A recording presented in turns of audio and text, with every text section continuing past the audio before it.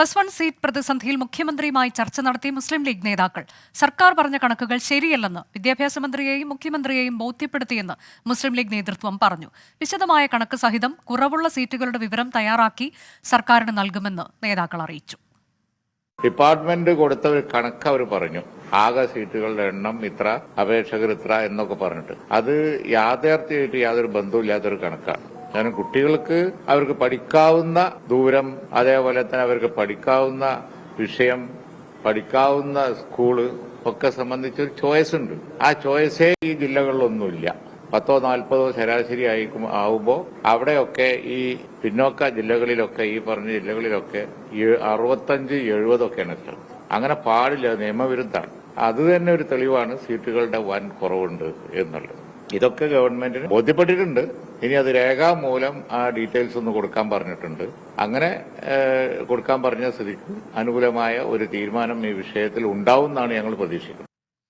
ഹരികൃഷ്ണൻ വിശദാംശങ്ങളുമായി. ഹരികൃഷ്ണൻ, ബോധ്യപ്പെട്ടിട്ടുണ്ട് മുഖ്യമന്ത്രിക്ക് എന്നതാണ് പി കെ കുഞ്ഞാലിക്കുട്ടി പറയുന്നത്. അതായത് പ്രതീക്ഷയ്ക്ക് വകയുണ്ട് എന്നതാണോ ലീഗിന്റെ പ്രതീക്ഷ?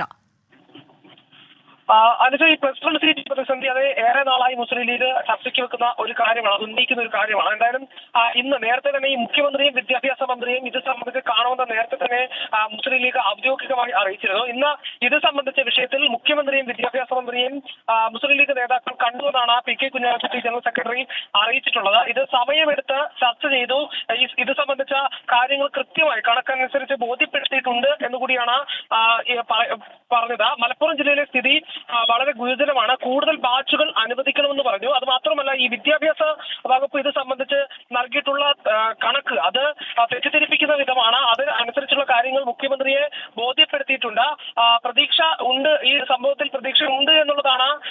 അതായത് അനുകൂലമായ ഒരു പ്രതീക്ഷ, തങ്ങൾക്ക് അനുകൂലമായി ഈ കാര്യങ്ങൾ പ്രതീക്ഷിക്കുന്നുണ്ട് എന്നുള്ളത് കൂടിയാണ് അദ്ദേഹം വ്യക്തമാക്കിയിട്ടുള്ളത്.